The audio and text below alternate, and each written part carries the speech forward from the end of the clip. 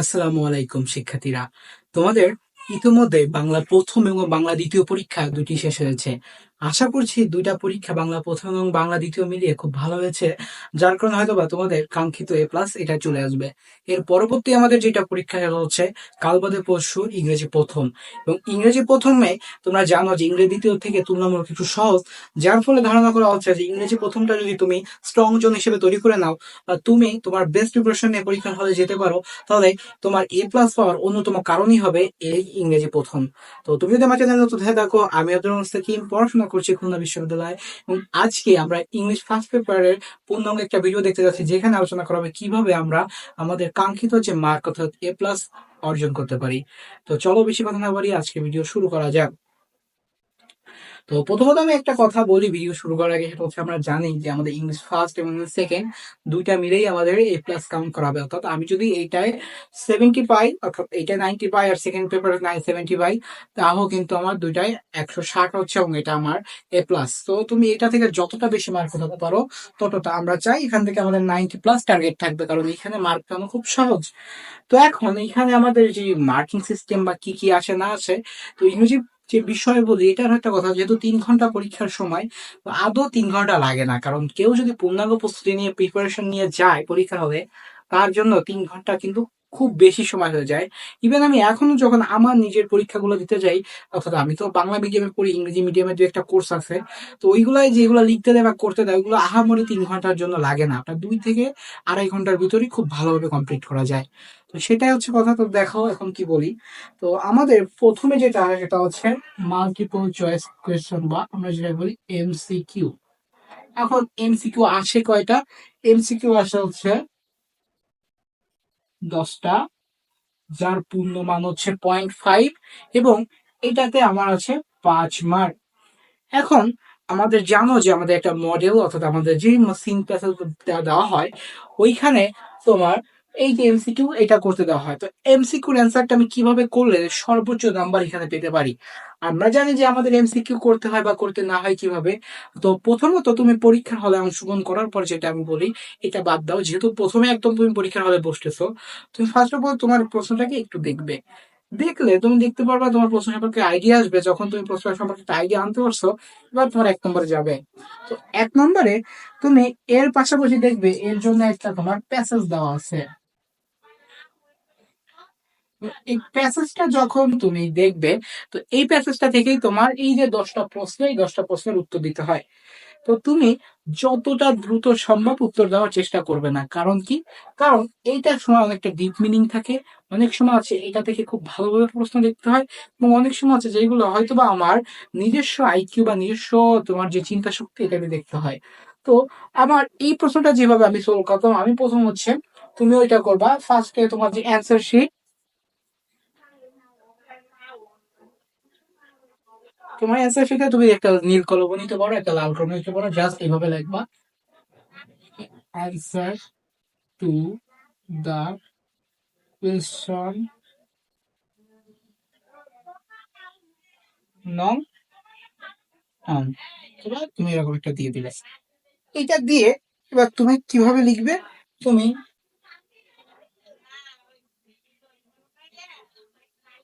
এই যে সিরিয়ালটা দিলে, এখন কথা হচ্ছে আমি এটা কিভাবে নির্ভুল সমাধান করব। তুমি যখন MCQ গুলো পড়বে, অবশ্যই আমরা কম্প্রিহেনশন সম্পর্কে তোমাদের আইডিয়া আছে কি নাই, কিন্তু এইটা কিন্তু একটা অ্যাডমিশনের টপিকে আসে।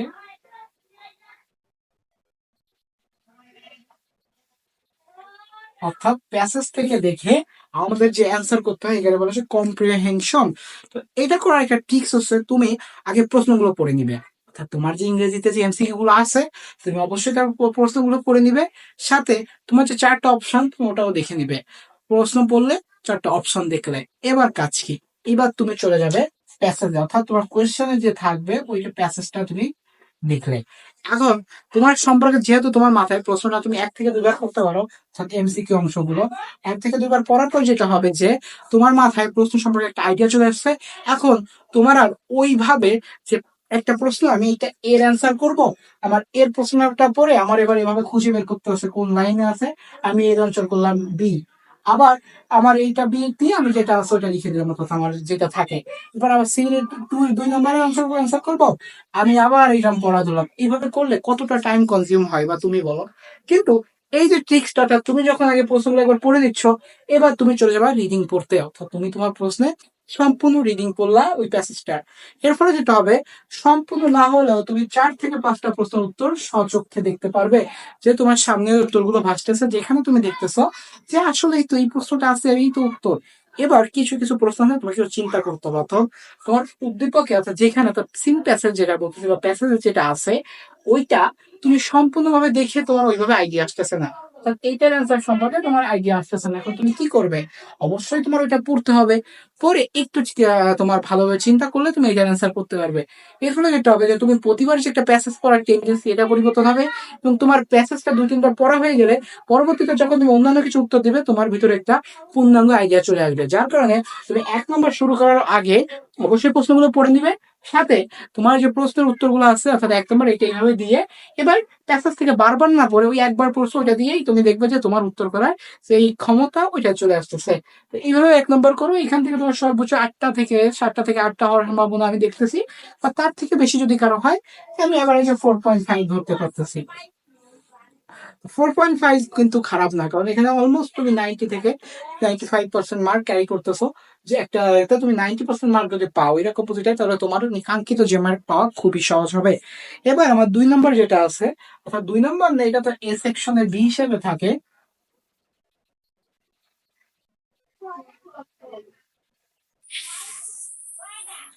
সেটা হচ্ছে আমার শর্ট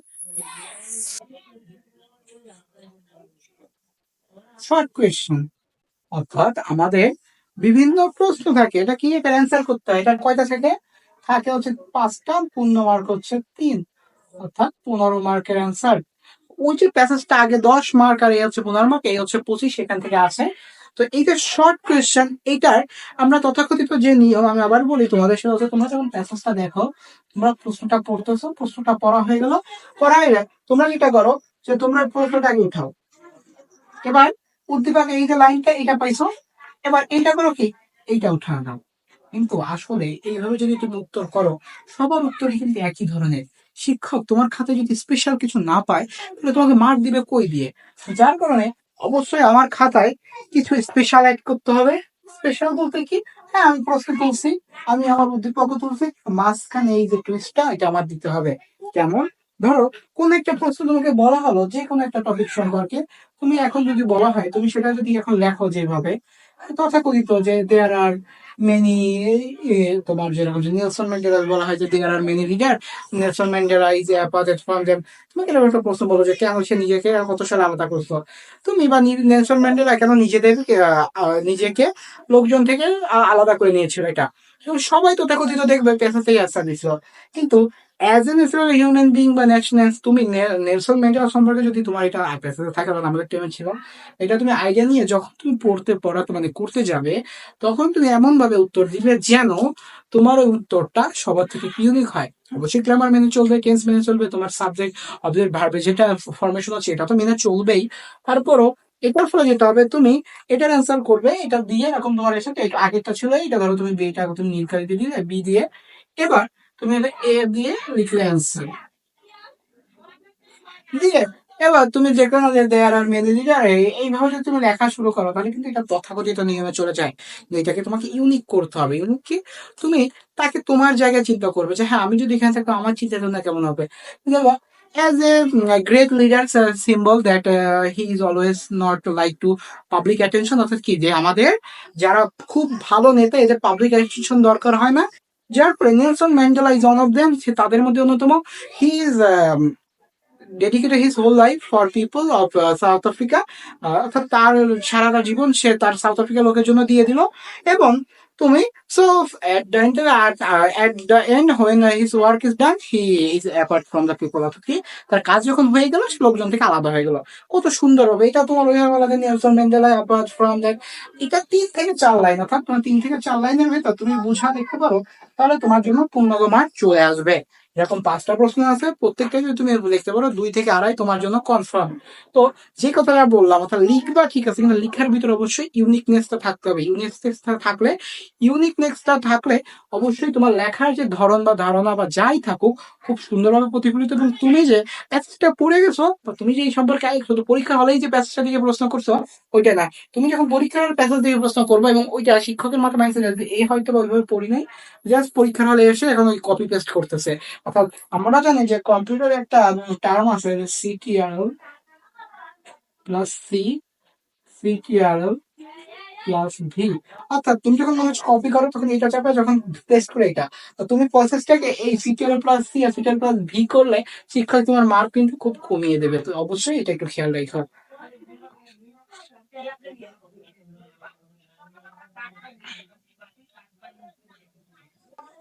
এবার আমার যেটা আছে সেটা হচ্ছে আমার ফ্লো চার্ট। অর্থাৎ আমার ফ্লো চার্টটা কিভাবে করবো বা ইনফরমেশন ট্রান্সফার। তো তোমরা ফ্লো চার্টে তথাকথিত বিভিন্ন ভিডিও দেখছো, তো ফ্লো চার্টের যে ভিডিওগুলো ওইটাই তোমরা জানো যে কোনো ধরনের ফুল স্টপ শুধু লাস্টেরটায় হয়, বা আনুষঙ্গিক আর যা যা কিছু আছে এরকম আমাদের ঘর করে নিতে হয়। তো এই যে নিয়ম কানুন এটা অবশ্যই মেনে চলবা।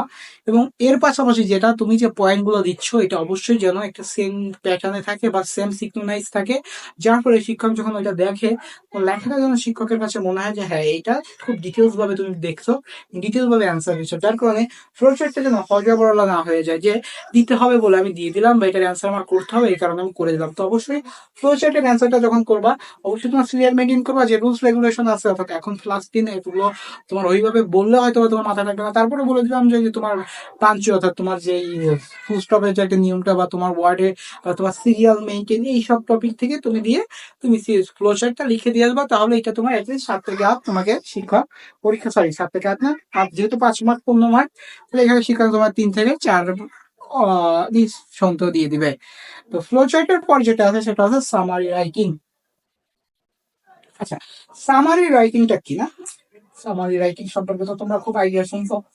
Summary writing on kind of সার সংক্ষেপ, অর্থাৎ তুমি প্যাসেজটা পড়ে তুমি কি বুঝছো তোমার ভাষায় লিখবা, এটা তোমার ভাষা 10 থেকে 12 লাইন হতে পারে, সমস্যা নেই। অর্থাৎ তুমি এটা পড়ে তুমি কি বুঝছো বা তোমার এই সম্পর্কে কি ধারণা এসেছে তুমি তোমার ভাষায় লিখবে। এইটাও ওই যে কোয়েশ্চেনের মতো যেটা বললাম ওই প্যাটার্নটা ফলো করবে। অর্থাৎ তথাকথিত জাস্ট প্যারা থেকে CTR plus C CTR plus B কয়টা control plus C control plus B click করে যে তুমি কপি পেস্ট করে দিবে সেখানে যে তুমি কাঙ্ক্ষিত মার্ক এটা কখনোই তুমি আশা করো না। যার কারণে অবশ্যই যখন এটা তুমি লিখবে 10 থেকে 12 লিখবে তুমি অবশ্যই উপরে তোমার যে সামারি লেখার যে নিয়মটা অর্থাৎ তোমার এইটা দিয়ে সঙ্গে শুরু করলে নাম্বারিং দিলে দিয়ে এবার তুমি তোমার মতো করে শুরু করবে, যেহেতু জিনিসটা খুব শর্টে করে বোঝাতে হয়। তো এমন ভাবে তুমি বাড়া লিখো না যার কারণে তোমার এটাতে মার্কের বেশি একটু ধরা যায়, বা এমন হয়ে যায় যে লাস্টের দিকে এসে তুমি আর মিলাতে পারলে না। তোমার সেন্টেন্স গুলো এমন ভাবে সিং করবে যেন তোমার প্রত্যেকটা লাইন তার পরবর্তী লাইন এবং পূর্বের লাইনের সাথে ম্যাচ করে করলে জিনিসটা হবে লাস্টে যখন এটা তুমি শেষ করবে তখন দেখবে যে এটা ফিনিশিংটা খুবই সুন্দরভাবে হচ্ছে। আচ্ছা, এরপর যেটা আছে সেটা হচ্ছে ক্লোজ টেস্ট। এটা হচ্ছে ক্লোজ টেস্ট উইথ, আমাদের হচ্ছে উইথ গুলো, অর্থাৎ আমাদের একটা বক্স থাকে, এরকম বক্স থাকে, এখানে অনেকগুলো শব্দ থাকে, এই শব্দ থেকে আমার এই যে গ্যাপ ফিলিং করতে হয়। তো এই ক্লোজ টেস্টে লেখার যে সহজ পদ্ধতি সেটা হচ্ছে প্যাসেজটা 2-3 বার পড়া। কারণ প্যাসেজটা যখন তুই 2-3 বার পড়বা, পড়ার পরে বা তুমি এক একটা ওয়ার্ড নিবা, ওয়ার্ড গুলো পড়লে প্যাসেজটা পড়লে তোমার মাথার ভিতর কিন্তু জিনিসটা এখন সেট হয়ে গেছে। এখন তোমার এখান থেকে অলরেডি 3 থেকে 4টা তুমি জানো যে এখানে কোন ওয়ার্ডটা বসে যাবে, তো ওইটা আগে বসায় দিবা। ওইটা বসায় দেওয়ার পর যেগুলো বাদ যাচ্ছে ওইগুলো বাদ দিয়ে দিবা। বাকিগুলো এখন কি করবা, বাকিগুলো এখন প্রত্যেকটা ওয়ার্ড যে প্রত্যেকটা গ্যাপ আছে এখানে বসাবা। যদি কোনো গ্যাপে যদি দেখো যে জিনিসটা মিলতেছে না তার পরবর্তীতে যাবা, তারপরে যদি গ্যাপে না মিলে তারপরটা যাবা, তারপরে যদি না যায় তারপর, এইভাবে এক একটা গ্যাপে না একটা মিলো। তুমি যদি পূর্ণাঙ্গ প্রস্তুতি নিয়ে যাও পরীক্ষা হলে তোমার এটা মিলতে হবে, মিলতে বাধ্য। কিছু কিছু আছে তুমি লাস্টে যদি একদম না পড়ো ওটা তুমি ছেড়ে আসতে, কিন্তু আমি বলবো ছেড়ে আসো না, কিছু না কিছু দিয়ে আসো। কারণ এখানে যেহেতু নেগেটিভ মার্ক নেই তুমি কেন ছেড়ে আসবা, তুমি তোমার পূর্ণাঙ্গ যেই অ্যান্সার 100 মার্কের অ্যান্সার করে আসো। আর যেটা রইল এরপর হচ্ছে উইথাউট ক্লু। উইথাউট ক্লুটা সহজে পারা যায় না, কারণ উইথাউট ক্লুতে যেটা থাকে তোমাকে এই এখানে ফাঁকা করে কি বসাতে হবে না বসাতে হবে এটা তোমার নির্দেশনা দেওয়া নাই। অর্থাৎ তুমি তোমার মতো পড়ে বা তুমি তোমার মতো করে যেটা বুঝতে পারবে সেটা উইদাউট ক্লুতে বসাতে হবে। এখন উইদাউট ক্লু সম্পর্কে বলবো আমি, তুমি বিগত বছরের কয়েকটা প্রশ্ন সলভ করে যাও, খুব বেশি বেশি প্রশ্ন সলভ করে যাও, যার ফলে ওই যে কোথা থেকে কোন ওয়ার্ড বসে, কোথায় নাউন, কোথায় প্রোনাউন, কোথায় অ্যাডজেক্টিভ, কোথায় অ্যাডভার্ব, বা কোথায় কোন ধরনের কথাবার্তা বসে, এইটা যেন তুমি খুব সহজে নিতে পারো। এবং যার ফলে যেটা হবে যে তুমি এই জিনিসটা যখন খুব সহজে নিতে পারবে, তোমার সামনে যখন ওয়ার্ড বা তোমার ভোকাবুলারি একটু স্ট্রং হবে, তুমি জানো যে কোথায় কি বসে, আর জিনিসগুলো একটু বাংলায় অনুবাদ করে নিবে। অর্থাৎ এই গ্যাপ ফিলিং বা শূন্যস্থান পূরণের সময় ইংরেজিতে যে বিষয়গুলো আছে, এটা তুমি যদি একটু বাংলায় অনুবাদ করে নাও, তোমার জন্য সহজ হবে। তুমি জিনিসটা তোমার মাইন্ডে অর্থাৎ খাতায় না, তুমি তোমার চিন্তা করলে বলবে এখানে কোন শব্দটা হতে পারে। এবার ওই শব্দটা তুমি চিন্তা করবে যে ওই শব্দটা কোন ফর্মটা এখানে বসতে ভালো হয়, বা কোন ধরনের, কারণ এক একটা শব্দের সিনোনিম অনেক কিছু আছে, সমার্থক শব্দ অনেকগুলো আছে, সবগুলো কিন্তু সুইটেবল হবে না। এই জন্য ওই যে কোন ওয়ার্ডটা, এক্সাক্ট ওয়ার্ডটা তুমি ওইভাবে চিন্তা করে দিবে, এইভাবে যদি করো এখানে মার্ক হয়ে যাবে। কারণ উইদাউট ক্লুজের ধরা বাঁধা নিয়ম নেওয়ার সাজেশন বলতে বিগত বছরের প্রশ্নগুলো একটু প্র্যাকটিস করে যাও, আর বিভিন্ন মাধ্যম থেকে যে তোমার সাজেশন দেওয়া হচ্ছে এইগুলো একটু দেখো। কারণ আমি তো জাস্ট আজকে তোমাদের একটা গাইডলাইন দিচ্ছি যে ওভারঅল প্রশ্ন কেমন হবে এবং এটা কিভাবে প্রশ্ন করতে পারো, বা আমি আমার কি মাইন্ডসেট নিয়ে করছিলাম, তো সেটা আজকে বলে দিচ্ছি। আচ্ছা, ওইটা ক্লোজ পরে লাস্টে যেটা আছে সেটা হচ্ছে রিয়ারেন্স। এখন তোমাদের এইগুলো যেগুলো ভালো কথা, ওইটা স্ক্রুটা লিখবে হচ্ছে এই নাম্বার দিয়ে, এ বি এভাবে দিয়ে লিখবে। এবার রিয়ারেন্সটা জিনিসটা কি? রিয়ারেন্স হচ্ছে আমার অনেকগুলো লাইন থাকবে, এইটা আমার সিরিয়াল বাই সিরিয়াল লিখতে হবে। এখন অনেকে আছে রিয়ারেন্স এইভাবে লেখে, জাস্ট এরকম একটা ঘর করবে, করে 1 2 3 4। এখন ধরো প্রথম লাইনটা আছে জি তে, পরের লাইনটা হচ্ছে এ তে, পরের লাইনটা হচ্ছে বি তে, পরের লাইনটা হচ্ছে ডি তে। এইভাবে তোমাদের রিয়ারেঞ্জ করতে হয়। এবং রিয়ারেঞ্জটা তুমি যেভাবে খুব সহজ স্পেল করবে, এটা হচ্ছে অ্যান্সার করার নিয়ম। তোমার রিয়ারেঞ্জটা যদি পড়া না থাকে, তুমি একটা থিম বা একটা গল্প তোমার মাথায় সেট করে নেওয়া যে এটা কি টপিক। তো তুমি বারবার এই জিনিসটা পড়বা, পড়ে দেখবা যে আমাদের একটা যে আছে না, তোমার হাঁসের তোমার ওইটা খেয়ে ফেলে গ্রাম স্ক্রাম যেটা বলে, ওই গল্পটা আমি কিন্তু পারতাম না সহজে, আমাদের কলেজের পরীক্ষায় বারবার আসতো। তো ওইটাকে আমি জাস্ট ভিজুয়ালাইজ করে বা নিজে চিন্তা করতাম যে আসলে কাহিনীটা কি, আমি বুঝতাম না। তবে আমি ওইটা মানে যে হাঁসের মাংস বা একটা অংশ, আমি এটাই খুব সহজে বুঝতাম না। নিজে নিজে চিন্তা করতাম আসলে এই কাহিনীটা কোন দিকে যেতে পারে, বা আমি চিন্তা ভাবলাম ওটা কই যেতে পারে। তো তুমি প্রথম লাইন তো ধরতে পারবা, প্রথম লাইন ধরার পরে এবার তুমি এর পরের লাইনটা কোন ধরতে পারবে, বাকি 7টা বাকি আর বা তোমার বাকি 8টা বা 9টা যে লাইন আছে, 8টা থাকে আমার জানা মতে, 8টা থেকে 10টা, 10টা যদি থাকে 10টা লাইনে তুমি দেখবা যে এরপরে কোনটা আসতেছে, তারপরে কোনটা আসতেছে। তো এইটা তোমার নিজের একটু চিন্তা করে নিতে হবে। আর নিজের বেশ কমন তো বললাম যে সাজেশনটা পাচ্ছ, জিনিসটা যখন তুমি তোমার মতো করে বারবার পড়তে পড়তে পড়তে পড়তে আগাবা, দেখবা একটা একটা সময় তোমার সিরিয়াল বাই সিরিয়াল মিলে যাচ্ছে। একবার যদি গল্পের সাথে সিঙ্ক করে ফেলতে পারো, বা একবার যদি গল্পের সাথে মিলে ফেলতে পারো, দেখবা পরবর্তীতে গাট গাট করে মিলে যাচ্ছে। অর্থাৎ তুমি কোনো মতে এই অব্দি আসছো, এরপর লাইনটা তুমি ধরো একটা গ্যাপ দিয়ে তুমি এটা জানো না, তুমি তারপর একটা জানো, তার তুমি লাস্টটা তোমার দুইটা দেখবো অলরেডি মিলে যাচ্ছে। তো এইভাবে যদি তুমি জাস্ট একটু ডিপলি পড়ো, একটু ডিপলি চিন্তা করো, যেহেতু বললাম না 2.5 ঘন্টা থেকে 3 ঘন্টা সময় লাগেও না, তো 2.5 ঘন্টা পরীক্ষা হয়ে যায়, এখানে 3 ঘন্টা সময়। তো 3 ঘন্টা সময় তো এইটা করতে আমাদের 10 থেকে 15 মিনিট যদি তুমি ইনভেস্ট করো, খুব ভালো একটা এটার মার্ক তুমি আনতে পারবে এটাই। আচ্ছা, এই ছিল হচ্ছে আমাদের ওভারঅল লিখিত অংশ, বলতে বোঝাও না রিডিং বা বই প্যাসেজ অংশ। এখানে আমার ওভারঅল মার্ক আছে হচ্ছে 20, আর হচ্ছে আমার 30, অর্থাৎ আমাদের 50 মার্ক। আর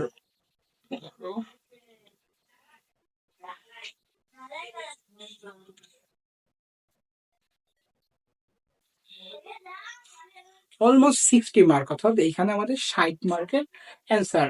আর এরপর যেটা হচ্ছে সেটা হচ্ছে আমাদের গ্রাফ চার্ট বা পাই চার্ট। এটা হচ্ছে আমার জাস্ট লিখতে হবে যে ওটা সম্পর্কে, আমাদের গ্রাফ চার্ট বা পাই চার্টের যেটা, যে এটা কিভাবে কি, ওটা কিভাবে লিখছে, কোন ইয়ারে কত হাই ছিল, অর্থাৎ এই যে গ্রাফ চার্ট বলতে তো এটা বোঝায়। ধরো এটা একটা গ্রাফ চার্ট। এখন এই যে গ্রাফ চার্ট, এখানে তোমার এই বছরের এই যে গ্রাফ, এই বছরের এই গ্রাফ, এই বছরের 30%, 28%, এইটা হচ্ছে তোমাকে ব্যাখ্যা করতে হবে। আর পাই চার্ট হচ্ছে এরকম একটা গোল থাকবে মাঝখানে, এইরকম এক একটা কয়েংশ। তো এইগুলা তুমি জাস্ট কয়েকটা রিডিং ফলো করে যাও, এখান থেকে তোমার নিয়মগুলো আসবে, তুমি এটা দেখে নিবে। আর যা আছে সেটা হচ্ছে স্টোরি রাইটিং আর ইনফর্মাল লেটার। ইনফর্মাল লেটারে অবশ্যই এই পেজ থেকে শুরু করবে, অর্থাৎ বাম পেজ থেকে শুরু করবে, শেষ করবে ডান পেজে। ডান পেজে শুরু করে তোমার অবশ্যই এখানে একটা খাম দিতে হবে, এখানে ফ্রম টু, এখানে আমাদের স্টাম্প। আর ইজ ইউজুয়াল এখানে ডেট টেট যা আছে এটা হচ্ছে তোমার ইনফর্মাল লেটার। আর থাকো স্টোরি। স্টোরিতে অবশ্যই উপরে টাইটেল দিবা, স্টোরিতে অবশ্যই টাইটেল দিয়ে ধরো তোমার তুমি যদি স্টোরিতে কোনো ধরনের এমন কোনো কারণে স্টোরিটা খুব কমন পড়ি নাই, স্টোরিটা তুমি যেটা আছে ওটা তোমার পড়ার স্টোরি না, তো অবশ্যই তুমি তোমার মতো করে একটা টাইটেল দিতে পারো। তো এই ছিল হচ্ছে ইংরেজি প্রথমের খুঁটিনাটি ভিডিও। আমি এখানে বলতেছি, আমি কোনো সাজেশন দিচ্ছি না, আমি হচ্ছে এজ এ তুমি ওই সিচুয়েশনে কিভাবে পড়লে বা কিভাবে এটা ওভারকাম করবা এটাই বোঝাচ্ছি, এবং আমি কিভাবে বুঝছি সেটা আমি তোমাদের বলার চেষ্টা করলাম। কারণ অনেক কিছু আছে এখানে নিজস্ব, ধরো তুমি পরীক্ষায় অংশগ্রহণ করো নাই, তো যার কারণে তোমার এরকম হতে পারে। আর ভিডিওতে যা যা বলছে অনেক কিছু আছে হিট অফ দ্য মোমেন্ট, আমি প্রত্যেকটা ভিডিওতে বলে যে বলতে গেলে অনেক কিছু ভুল হয়ে যায়। তো আগের ভিডিও তো এরকম একটা ভুল ছিল, আমি পরবর্তী সংশোধন করেছি। তো অবশ্যই জিনিসটা একটু আমাকে ধরিয়ে দিবে, আমি সংশোধন করার চেষ্টা করবো। আমি যথেষ্ট সাবধানের সাথে সাথে ভিডিও করি, কিন্তু আসলে কি অনেক সময় আছে কি জিনিসটা হয় না, বা যেটা বলতে চাই ওটা বের হয় না। তো এই ছিল ইংরেজি প্রথমে একটা গাইডলাইন ভিডিও। এই ভিডিওটা সম্পূর্ণ দেখার জন্য অসংখ্য ধন্যবাদ, এবং দেখার মাধ্যমে কোথাও কি কনফিউশন ক্লিয়ার হয়েছে সেটাও জানাবা। ইংরেজি দ্বিতীয় সম্পর্কে ভিডিও আসছে, আর এই সম্পর্কে যদি সাজেশন চাও এটা বিভিন্ন মাধ্যম থেকে, সেটা বলবো তুমি যে কোনো প্ল্যাটফর্মে সাজেশন ফলো করতে পারো, সবগুলো থেকে প্র্যাকটিস করবা। তো দেখা হচ্ছে পরের ভিডিওতে, সেটা সুস্থ থাকো, সুন্দর থাকো, পড়াশোনার সাথে থাকো, যা বলছে এগুলোর সাথে একটু মিলে মিলে মিশে মিশে থাকো। আসসালামু আলাইকুম।